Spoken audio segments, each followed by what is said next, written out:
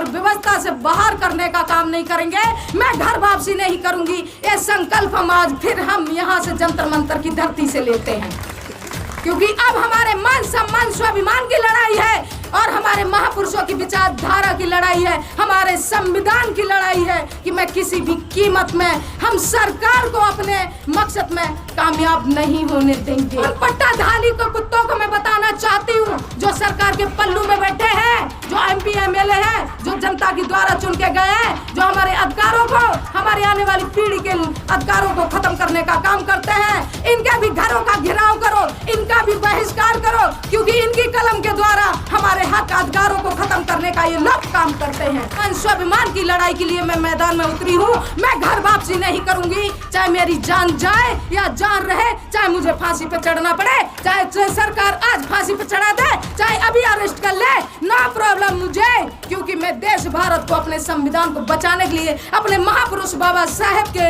अपने विरासत के रूप में दिए संविधान को बचाने के लिए मैं ये लड़ाई लड़ रही हूँ। मैं किसी भी हाल में अब पीछे नहीं हटूंगी।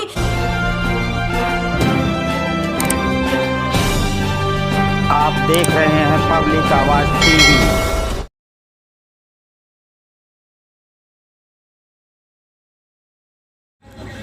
सभी सम्मानित साथी मीडिया भाई बंधुओं को मेरा सबसे पहले नमो बुद्धाय, जय भीम, जय भारत, जय संविधान। हमारे मंचासीन सभी सम्मानित साथियों को मेरा नमो बुद्धाय, जय भीम, जय भारत, जय संविधान। सामने बैठे हमारे सभी सम्मानित साथियों को मेरा नमो बुद्धाय, जय भीम, जय भारत, जय संविधान।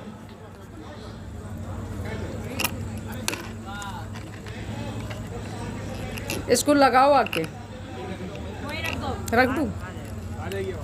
आ रही है।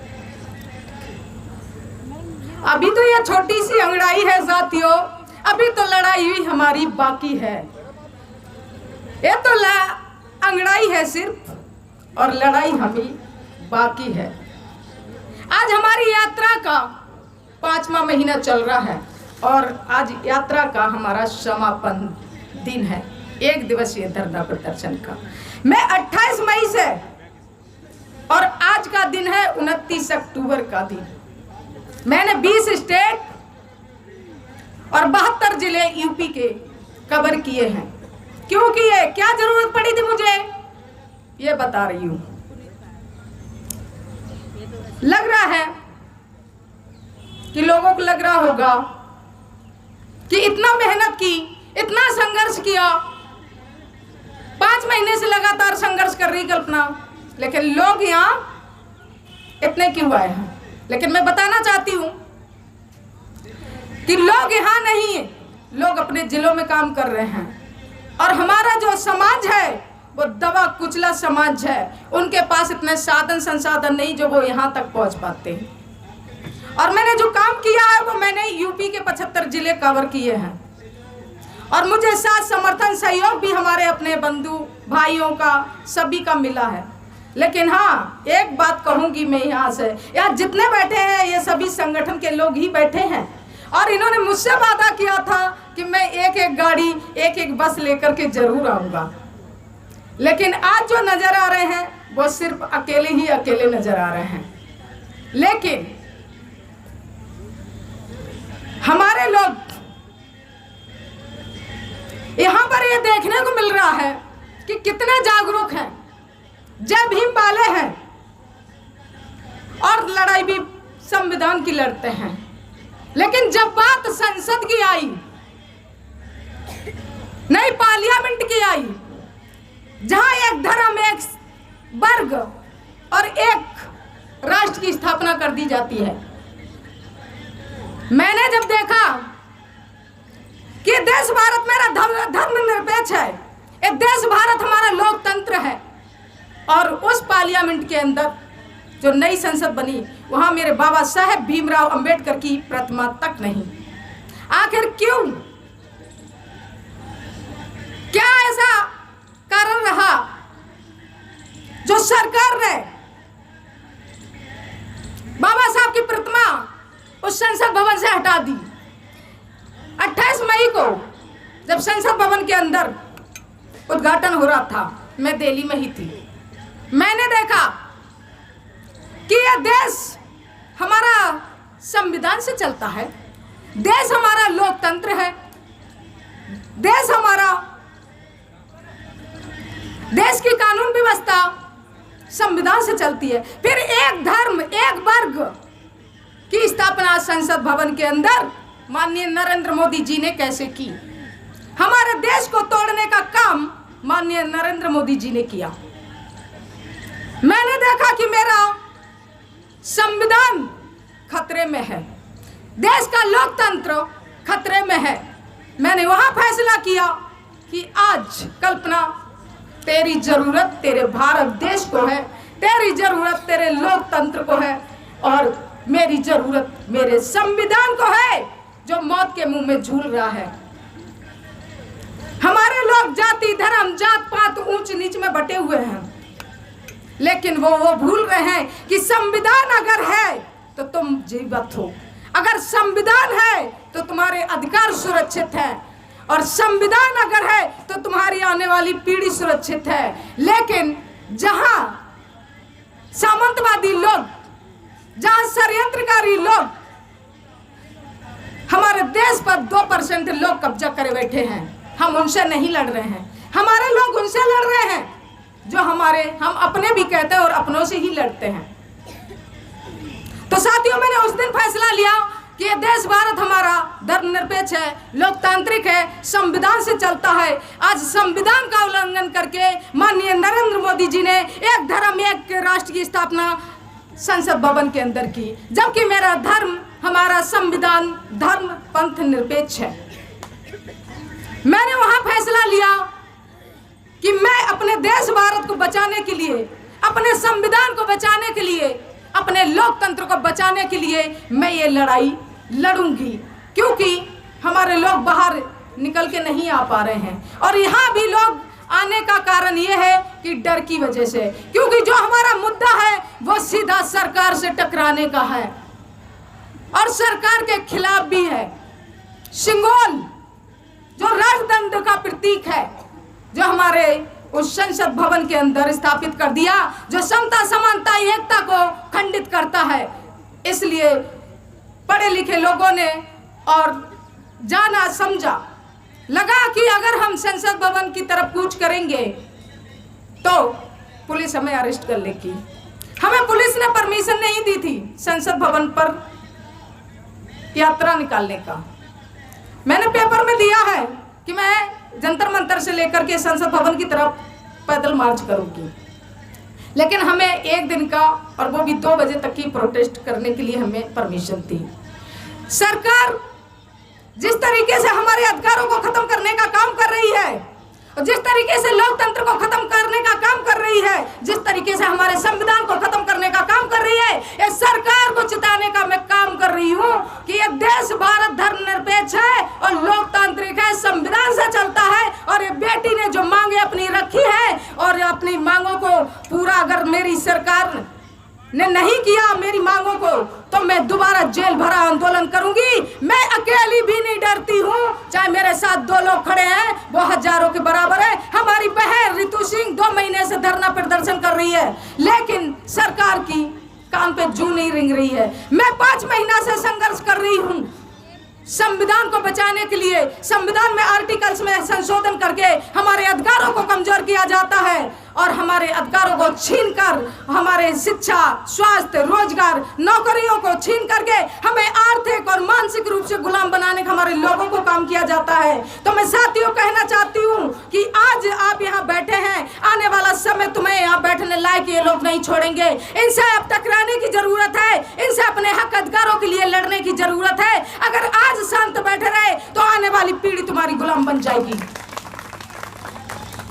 हमने फैसला लिया कि मैं आखिरी सांस तक लड़ूंगी अपने देश भारत, अपने संविधान को बचाने के लिए, अपने लोकतंत्र को बचाने के लिए।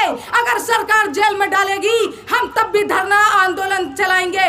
अगर सरकार हमारा शोषण करवाएगी हम उसके लिए भी तैयार रहेंगे, लेकिन मैं अपने कदमों को पीछे नहीं हटाऊंगी, सरकार के सामने नहीं झुकूंगी, क्योंकि मैं वो बगावत का कारवां लेकर के निकली हूँ, वो मानवर साहब का कारवां लेकर के, जो गांव-गांव गली-गली मोहल्ले में जा जा करके सोए हुए लोगों को जगाने का काम करा और 4-4 बार बहन जी को प्रदेश का मुख्यमंत्री बनाने का काम किया। और बाबा साहब ने हमें उस गुलामी की व्यवस्था से निकाल करके हमें उनके बराबर ला करके खड़ा किया। जो हमारी व्यवस्थाओं को, हमारे संविधान को खत्म करने का काम जो तानाशाही लोग सरकार में बैठ के कर रहे हैं, उनको चिताने के लिए मैं आंदोलन किया और ये चिताने के लिए मैंने आज ये धरना प्रदर्शन किया और अपना 5 महीना मेरे पूरे हुए यात्रा का उसको समापन के लिए मैंने इस धरना प्रदर्शन किया है कि आज मेरी यात्रा का समापन भी है। और सरकार को चेतावनी है मेरी कि हमारी मांगों को मान ले, अन्यथा जेल भरा आंदोलन करेंगे।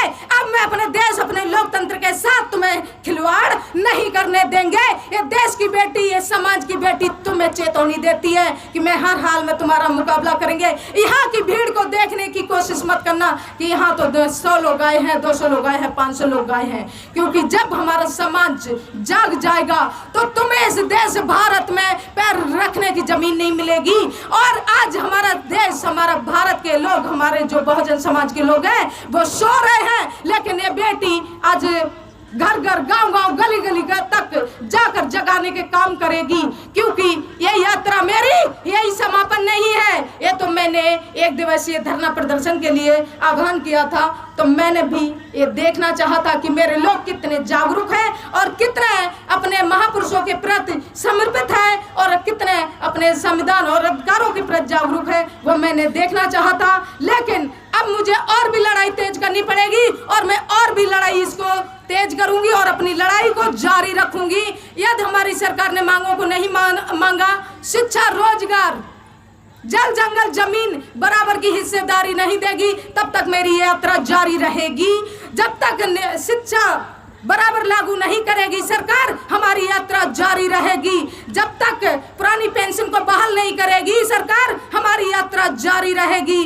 तब तक हमारी यात्रा जारी रहेगी जब तक नशा मुक्त भारत नहीं करेगी, जब तक महिलाओं को बराबरी की हिस्सेदारी नहीं सरकार देगी कि सभी वर्गों में, सभी विभागों में, तब तक मेरी ये यात्रा जारी रहेगी। अब मान सम्मान, स्वाभिमान की लड़ाई के लिए मैं मैदान में उतरी हूँ। मैं घर वापसी नहीं करूंगी, चाहे मेरी जान जाए या जान रहे, चाहे मुझे फांसी पे चढ़ना पड़े, चाहे सरकार आज फांसी पे चढ़ा दे, चाहे अभी अरेस्ट कर ले, नो प्रॉब्लम मुझे, क्योंकि मैं देश भारत को, अपने संविधान को बचाने के लिए, अपने महापुरुष बाबा साहेब के अपने विरासत के रूप में दिए संविधान को बचाने के लिए मैं ये लड़ाई लड़ रही हूँ। मैं किसी भी हाल में अब पीछे नहीं हटूंगी। ये वादा करके मैं अपने आप से संकल्प लेकर के अपने घर द्वार को छोड़ करके निकली हूँ। ये मैं देश और भारत और यूपी में गांव गांव, गली गली, मोहल्ले जा करके मैं अपने लोगों को जगाने का काम करूंगी।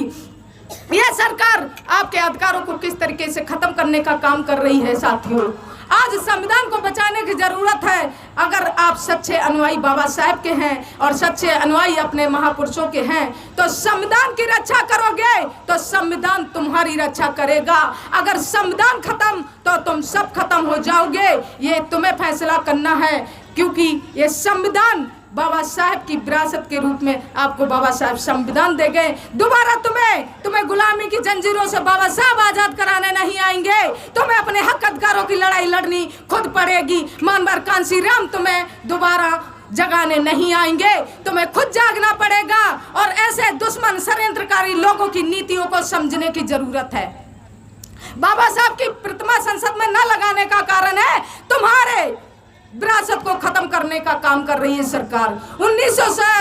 25 दिसंबर 1927 में बाबा साहब ने मनु स्मृति का दहन किया था। ये सामंतवादी लोग उसका बदला ले रहे हैं। उनको चुभ रहा है कि तुम बराबर कैसे आकर के बैठ गए उनके बराबर पे, कैसे नौकरी, कैसी शिक्षा पाने लग गए। इसलिए आपको उसी व्यवस्था में दोबारा भेजने का काम ये सरकार कर रही है। तुम्हारी आने वाली पीढ़ी को दोबारा गुलाम बनाने का काम कर रही है साथियों। तो आपको खुद समझना पड़ेगा कि ये षड्यंत्रकारी लोग संविधान में संशोधन करके संविधान को कमजोर कर रहे हैं। कोई भी कार्य संविधान के दायरे में रहकर ये सरकार नहीं कर रही है। तो मैं सरकार को चिताना चाहती हूँ, अगर मैं प्रधानमंत्री नरेंद्र मोदी जी भी अगर प्रधानमंत्री बैठे हैं तो वो अभी संविधान की बदौलत बैठे हैं तो संविधान के दायरे में रहकर सरकार काम करे, अन्यथा हम जेल भरा आंदोलन नहीं, ईंट से ईंट बजाने का काम करेंगे। अपने अधिकारों के लिए मैं किसी हद तक गुजरूंगी, लेकिन मैं पीछे नहीं हटूंगी, क्योंकि मैं बगावत का आलम लेकर के निकल पड़ी हूँ और सामंतवादियों की जमीनें खिसकने लगी हैं। मैं सींचने लगी हूँ अपने बगावत के लहू से, अब मैं सींचने लगी हूँ बगावत के लहू से। सामंतवादी टकराने लगे हैं मुझसे, क्योंकि हमारी कई बार यात्रा रास्ते में रोकी, जगह जगह पुलिस ने मुझे परेशान किया। जब मैं यात्रा चला रही थी आज 5 महीने से, बहुत परेशान किया मुझे, लेकिन मैं फिर भी हार नहीं मानी। मैं किसकी लड़ाई लड़ रही थी साथियों? क्या ये लड़ाई हमारे अकेले की लड़ाई है? ये लड़ाई हम सबकी लड़ाई है, देश की लड़ाई है, लोकतंत्र की लड़ाई है, संविधान की लड़ाई है। फिर कैसे हम कायर बुज़दिल होकर के हम अपने महापुरुषों की विरासत को खत्म कर होते हुए देख रहे हैं? क्या हमें शर्म नहीं आती है? लोग घरों में बैठे हैं, लोग अपने बीबी टीवी में मस्त हैं। तो मैं उनको चिताना चाहती हूँ कि आने वाले समय में आपको आवाज उठाने का मौका नहीं मिलेगी। इस तरीके से सरकार ये काम कर रही है कि जितनी तेजी से आप सो रहे हैं, उतनी तेजी से ये सरकार तुम्हारे अधिकारों को खत्म करने का काम कर रही है, तुम्हारी आने वाली पीढ़ी को गुलाम बनाने का काम कर रही है। तो तुम्हें समझना पड़ेगा इस षड्यंत्रकारी सरकार को कि किस तरीके से हमें गुलाम बनाया जा रहा है। अगर आज आप रोड सड़कों पे नहीं उतरे तो आने वाला समय इतना दुखदाई होगा कि इन्होंने जो मनु की विधान की स्थापना की है संसद भवन के अंदर, और जो ईवीएम के द्वारा ये वोटिंग करवाते हैं, जो वोटों की लूट करते हैं, तो मैं सरकार को चिताना चाहती हूँ कि अगर सरकार को लगता है कि हमें जनता वोट देती है, मैं मंच के माध्यम से कहती हूँ सरकार को कि सरकार अगर चाहती है कि नहीं हमें लोग वोट देते हैं, जनता वोट देती है, तो निष्पक्ष चुनाव क्यों नहीं करवाती है सरकार? क्यों नहीं वीवीपैट से वोटों की गिनती करवाती है? अगर ईवीएम मशीन नहीं हटाना चाहती हो तो वीवीपैट के द्वारा वोटों की काउंटिंग करवाई, जिससे वोट देने वाला व्यक्ति वो स्वतंत्र है और दिमाग से रहे कि हाँ कि मेरा वोट सही जगह पर जा रहा है। जिस तरीके से हम एटीएम में पैसे निकालते हैं तो मुझे पता होता है कि उसमें हमने कितने पैसे निकाले, हमारे कितने पैसे हैं। तो सरकार क्यों डरती है? क्योंकि सरकार एक घोटाला करती है, एक लोकतंत्र की हत्या करती है, ये भी समझना पड़ेगा। तो इसके लिए भी हमें आवाज उठाने की जरूरत है कि ईवीएम हटाओ, देश बचाओ, सिंगल हटाओ, लोकतंत्र बचाओ। अगर ऐसे नहीं किया आप लोगों ने और एक साथ एक मंच पे एक बैनर तले नहीं आए तो ये सरकार तुम्हें उसी व्यवस्था में भेजने का काम करेगी जहां से आपके बाबा साहेब भीमराव अंबेडकर तुम्हें लेकर के आए हैं। साथियों, हम तुम्हारे साथ हैं। अपना बहन बहुत आप संघर्ष करो, हम तुम्हारे साथ हैं। जय जय जय जय जय भीम, जय भीम, जय भीम। आपको ये समझने की जरूरत है कि किस तरीके से हम कहां से कहां पहुंच गए हैं और हमसे रोजगार, शिक्षा, जमीन, नौकरियां हमसे छीन ली गई हैं। आज शिक्षा इतनी महंगी कर दी सरकार ने कि हम अपने बच्चों को पढ़ा भी नहीं सकते हैं, आने वाली पीढ़ी को वो शिक्षा नहीं दे सकते हैं। निजीकरण करके सरकार ने हमारे रोजगार छीन लिए, नौकरियों से हमें बाहर कर दिया है। तो हमें समझने की जरूरत है साथियों कि इनके षड्यंत्र को समझो, नहीं तो तुम उसी व्यवस्था में गले में हाड़ी, कमल में झाड़ू और बाहर रोड पे सोने के लिए और बधुआ मजदूर बनने के लिए मजबूर हो जाओगे। अगर यही देखना चाहते हो तो बैठे रहो साथियों। ये देश की बेटी अपने महापुरुषों को बचाने के लिए संघर्ष कर रही है और आखिरी सांस तक संघर्ष करेगी। हमें नहीं फर्क पड़ता है कि हमारे साथ 2 लोग हैं या 10 लोग हैं, क्योंकि मेरे मानवर कांशी राम भी देश की सत्ता व्यवस्था को परिवर्तित करने के लिए अकेले निकले थे और बाबा साहेब देश को बचाने के लिए और समाज को और अपने बेटों को बचाने के लिए जिन्होंने कहा था कि मैं एक बेटे के लिए अपने करोड़ों बेटों की हत्या नहीं कर सकता हूं, तो अपने मृत्यु बच्चे को, राजेंद्र रतन को छोड़ के बाबा साहेब लंदन चले गए थे 2 वोटों के आपके अधिकारों के लिए। आज वो 2 वोट अधिकार छीनने जा रही है सरकार, एक देश एक चुनाव करके। तो मैं वो भी बता दूं सरकार से कि यह नीति का तुम्हारा हम बहिष्कार करते हैं कि एक देश एक चुनाव की नीति का हम बहिष्कार करते हैं। एक देश एक शिक्षा नीति लागू कीजिए, अन्यथा तुम्हें हम ये संसद भवन पे आकर के धरना देंगे। अभी जंतर मंतर पे धरना दे रहे हैं, तुम्हें जो चाहे तुम कर लेना और हम में ताकत होगी हम वो करके दिखाएंगे, लेकिन एक देश एक कानून तुम्हें हम लागू नहीं करने देंगे एक देश एक चुनाव। उसकी भी नीति इसी तरीके से है जिस तरीके से 3 काले कानून की नीति थी। लुभावने लालच किसानों को दिए जा रहे थे कि आय डबल हो जाएगी, एनएसपी आपकी डबल हो जाएगी। जब हमारे जैसे लोगों ने, पढ़े लिखे लोगों ने देखा और समझा कि हमारी जमीन, हमारी भूमि, हम ही उसी भूमि में हम ही को गुलाम बना दिया जा रहा है और अडानी अंबानी जो देश के अब अरबपति खरबपति लोग हैं, उनको हमारी जमीन उनके हाथों में सौंपने का काम सरकार कर रही है। तो पंजाब के किसानों ने, यूपी के किसानों ने दिल्ली आकर के धरना दे दिया कि मैं ऐसा होने नहीं दूंगी। तो फिर क्यों आप लोग क्यों चुप हैं? इसी तरीके से आज एक देश एक चुनाव करने सरकार जा रही है, जिसकी कमेटी का गठन कर लिया है और 2 महीने बाद चुनाव भी होने जा रहे हैं और सत्र बुलाने वाली है सरकार। और चुनाव आयोग ने भी सहमति दी है कि हम चुनाव करवा देंगे, आप बिल पास करवा लीजिए। लेकिन हम चुनाव आयोग को भी चेतावनी देते हैं, मैं तुम्हारे आवास पे धरना दे दूंगी आगे, अगर तुमने चुनाव एक देश एक चुनाव की नीति का चुनाव आयोग करवाया तो मैं इसको बर्दाश्त नहीं करूंगी। क्योंकि एक देश एक चुनाव की नीति है कि हमारा वोट को खत्म करना सरकार चाहती है। एक वोट हमारा सरकार ने पहले ही गांधी ने हमसे छीन लिया था, पूना पैक्ट समझौता करके। 2 वोटों का अधिकार हमारा था, एक रिजर्वेशन का और एक हमारा जनरल का। तो एक वोट गांधी ने पूना पैक्ट समझौता करके छीन लिया, दूसरा वोट हमारा सरकार एक देश एक चुनाव करके हमसे छीनना चाहती है। और वो इसी 2 महीने के बीच में ये तैयारियां चल रही हैं। मैं ये चिताना चाहती हूँ, जिसको नहीं पता है तो सुन लीजिए क्या है एक देश एक चुनाव की नीति।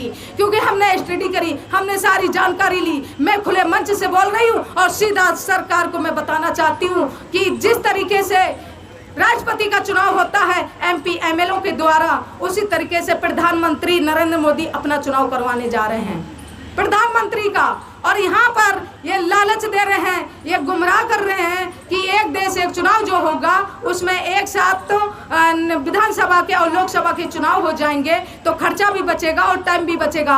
लेकिन साथियों ऐसा बिल्कुल नहीं है, इस भूल में मत रहना, क्योंकि ये वोट का अधिकार तुमसे छीनने जा रहे हैं। अगर आप इसी भूल में बैठे रहे कि एक देश एक चुनाव नीति जो अपनाने जा रहे हैं कि इसमें हमारा क्या नुकसान है, तो यह समझ लीजिए आपका वोट खत्म हो रहा। जब MP MLA चुनाव करेंगे प्रधानमंत्री का जिस तरीके से राष्ट्रपति का होता है, तो फिर आपका वोट देने का अधिकार वहाँ खत्म हो रहा है। जब आपके द्वारा से प्रधानमंत्री का चुनाव नहीं होगा, अभी जिस तरीके से MP MLA का चुनाव होता है उससे प्रधानमंत्री बनता है, लेकिन आज जो चुनाव होने जा रहा है वो प्रधानमंत्री के द्वारा जो चुने गए हैं, हमारी जनता के द्वारा MP MLA वो वोट करेंगे, प्रधानमंत्री का चुनाव करेंगे, तो वहाँ हमारा वोट खत्म हो रहा है और हमेशा हमेशा के लिए ये चुनाव समाप्त करने जा रहे हैं।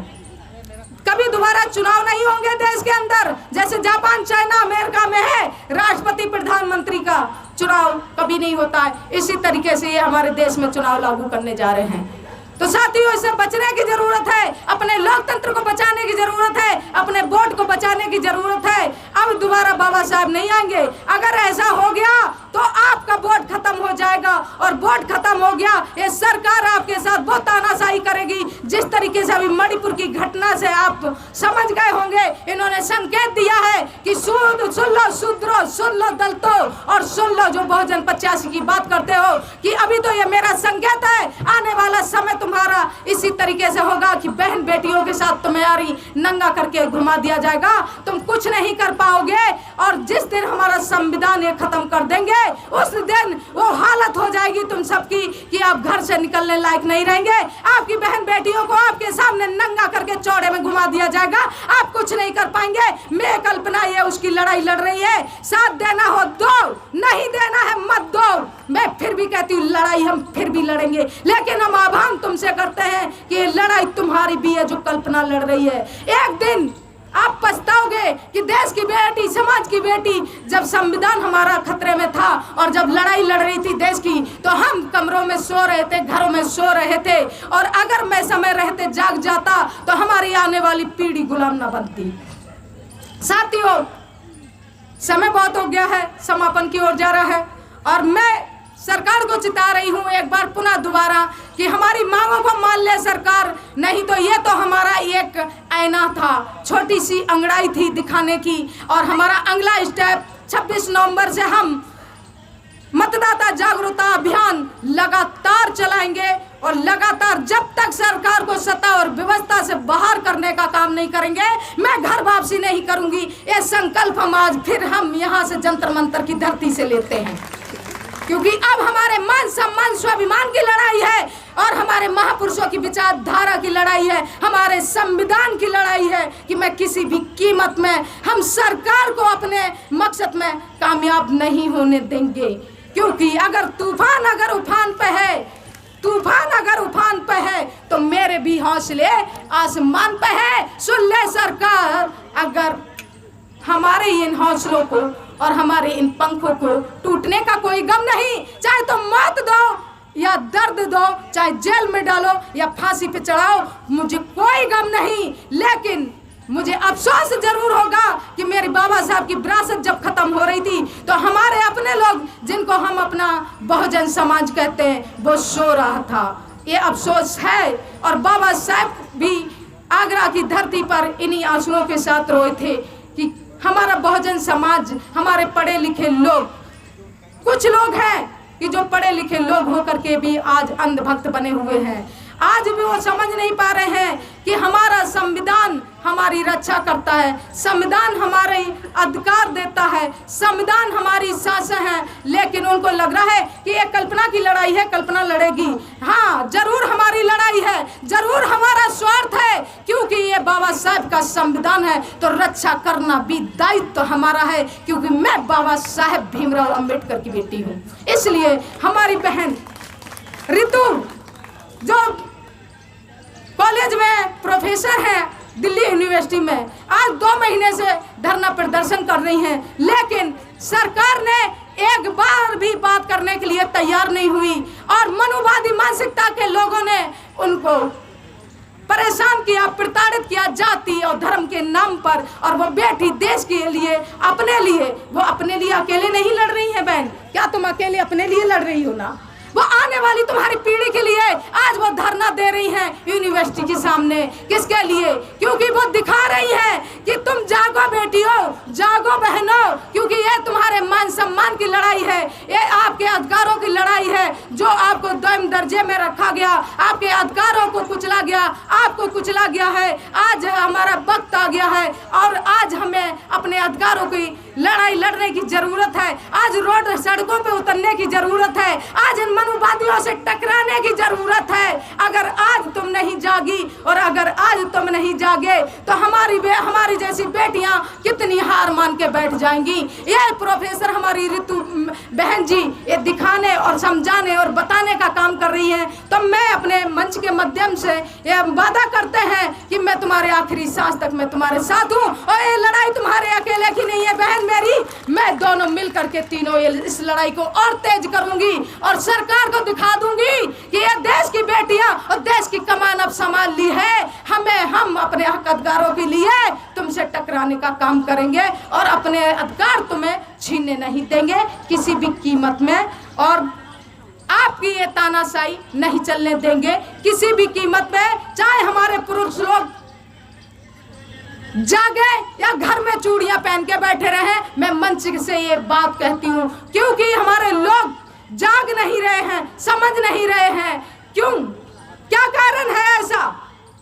जो दुश्मन को हमने जिता करके संसद पार्लियामेंट में भेजा, वो दुश्मन जो हमारे MP MLA जिनको हम कहते हैं बहुजन समाज का नाम देते हैं, उन पट्टाधारी को कुत्तों को मैं बताना चाहती हूँ जो सरकार के पल्लू में बैठे हैं, जो MP MLA हैं, जो जनता के द्वारा चुन के गए हैं, जो हमारे अधिकारों को, हमारे आने वाली पीढ़ी के अधिकारों को खत्म करने का काम करते हैं। इनके भी घरों का घेराव करो, इनका भी बहिष्कार करो, क्योंकि इनकी कलम के द्वारा हमारे हक अधिकारों को खत्म करने का ये लोग काम करते हैं।